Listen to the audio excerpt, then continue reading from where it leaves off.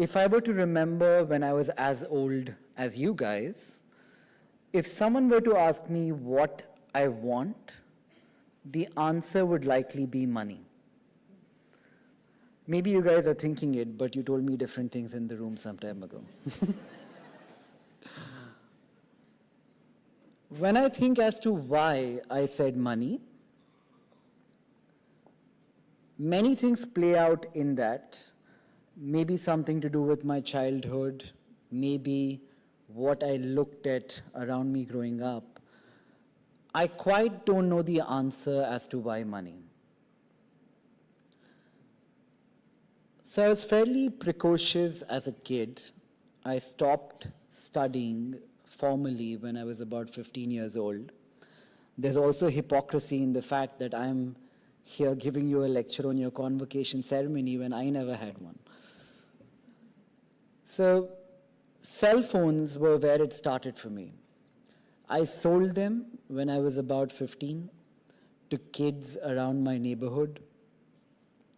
Surprisingly, it was a good business. I had enough inventory. By the time it all ended, I think I had about 10 or 20 phones, and I had a lot of fun doing it. When I was about 17, I went about trying to achieve the money problem we spoke about and got my first full-time job at a call center. Bangalore back then, in 2004, was very different to what you hear in the news today. There was no traffic. It was really green.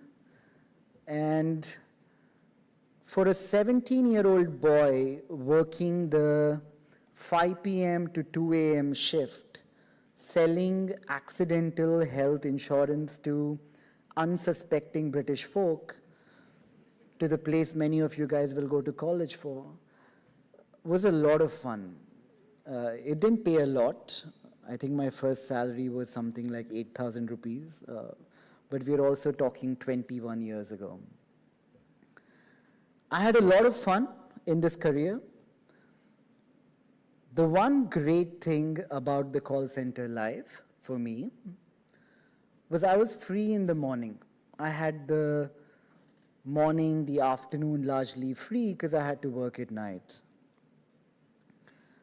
This is when I first got introduced to the stock markets. Back then, markets used to open at 10 a.m. Now they open at 9 a.m. I don't know how much Mukesh Bhai is into stock markets, but if anyone here knows what will happen tomorrow, it's probably him.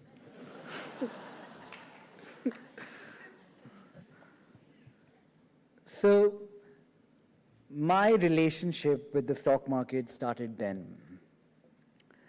For the last 21 years, I've largely had one job, that of a trader, investor. Everything else has come second to that, be it broking or lending or asset management, all of what Mr. Basu said. The thing with trading is it's like, as a 17-year-old boy, picture me in Bangalore starting trading for the first time. A realization I had early is the stock markets, the relationship with stock markets, is much like a relationship in real life. When you start dating someone initially, I like that you guys are smiling. I think things are great when you begin, then they get bad. Then if you stay the course, maybe they get better again. I'm no expert at this. I think some people in this room are. You guys.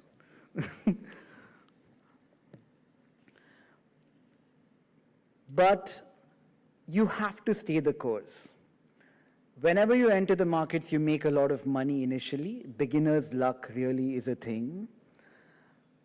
When the bad times come, if you are willing to cope with them and keep up with it, I think eventually things start to get better. And you do one thing a million times, you kind of figure out one or two things about that job.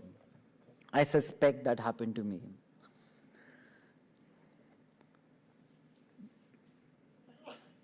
Being stable, not reacting, or being objective in chaos, I have figured today, is probably one of the biggest skill sets to succeed both in the stock market and in real life.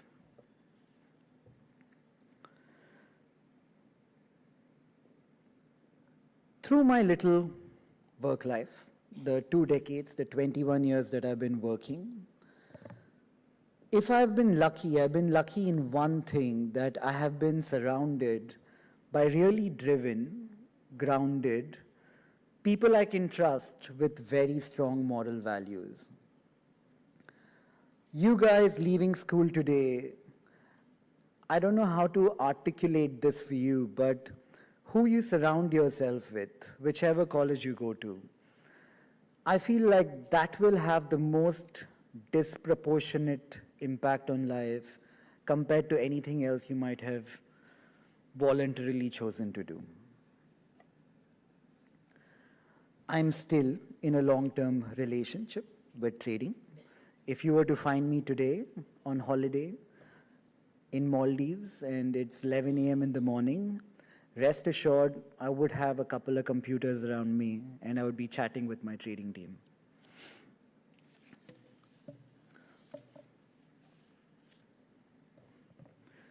So today is about telling you guys what I wish I knew when I was as old as you guys, starting off in my career. I love that this is not a media interview. I think everything gets misconstrued nowadays. I haven't done a media interview in a year or two. It's much easier to ask people questions than to answer them. So I'll try and say what I can't usually say, and hopefully it's candid enough for somebody to use. The first thing I learned today, hard work is not that important.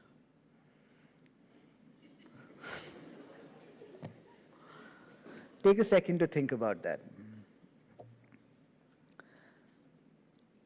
I've kind of thought about this a lot.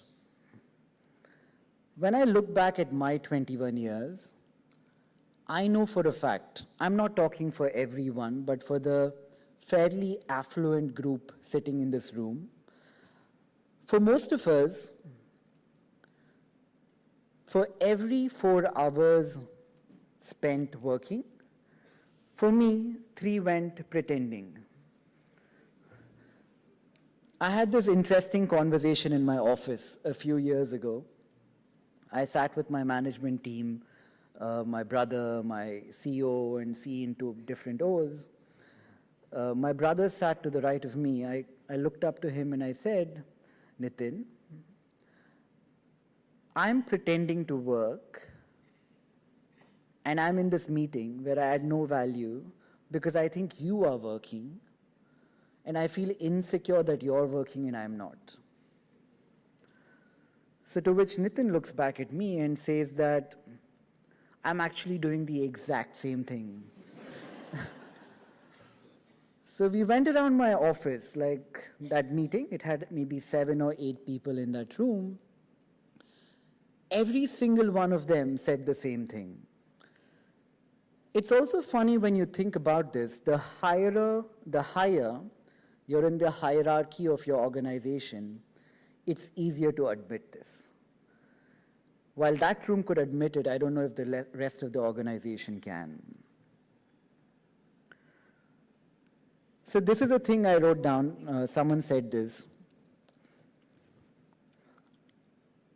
Hard work is a great excuse for our mind when the ego comes attacking, asking why you didn't make it. Hard work gives us the ammunition that I tried, I didn't sit on the couch, so I'm okay. In the capitalistic world that you are walking into,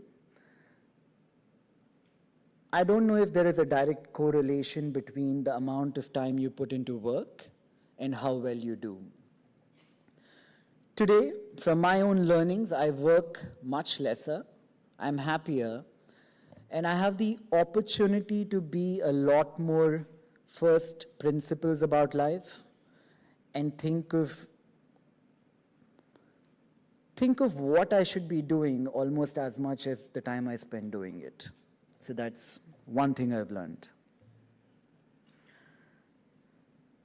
The second thing, there is a right and a wrong, and there is no right and no wrong.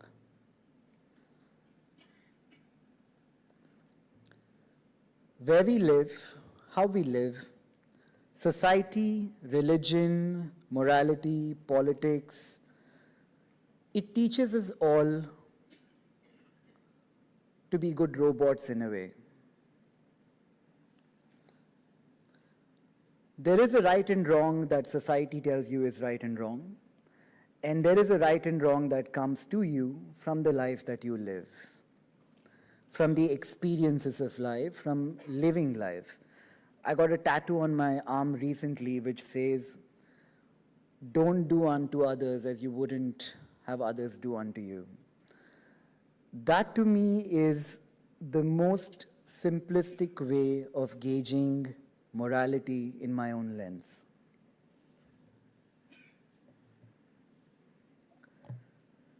We live a life which is riddled with contradictions.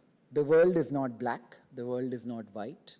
Most things we do, the most experiences we have in life will be gray. The second suggestion, if I may give you guys, is the key is not to figure out the contradiction. The key is not to figure out if A is right, B is right, whose advice you should take, whose advice you should not take, but somehow to make peace with that contradiction and to be able to live with it, to accept it.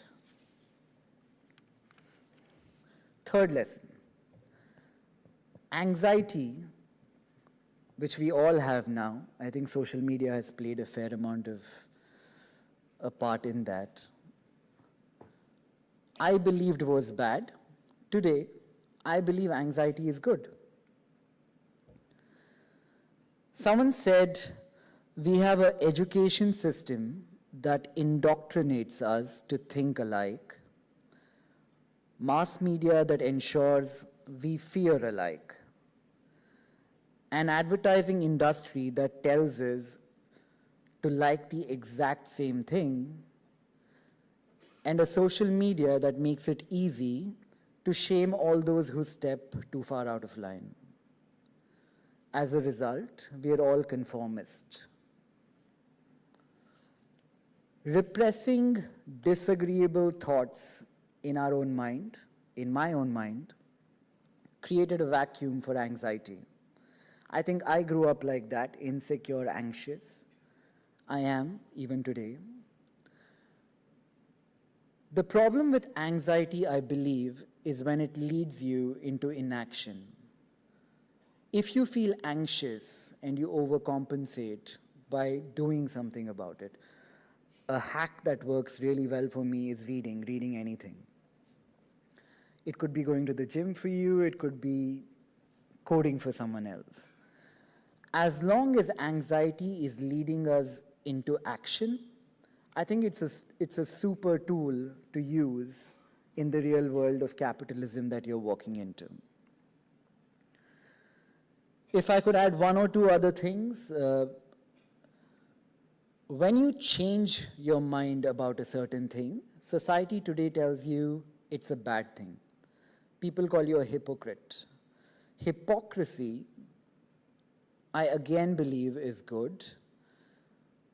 With new information, with new data, with new insights, if you are able to change your mind and change it quickly, has served me well and might serve many of you guys well as well. So while I say all of this, I'm not for a second suggesting a cynical view of life. I feel like for every one of you I spoke to today in person, the ambition of Columbia and Yale and all of these colleges, I feel like that's the joy of life. You know, you have to live that capitalistic pursuit. If there is one thing I have learned in all this is just don't measure your life by that one scale alone. There is no winner in the capitalistic pursuit. You will always find somebody who has more. The key here might be not to win the game of capitalism, but to play and have a lot of fun while you're playing.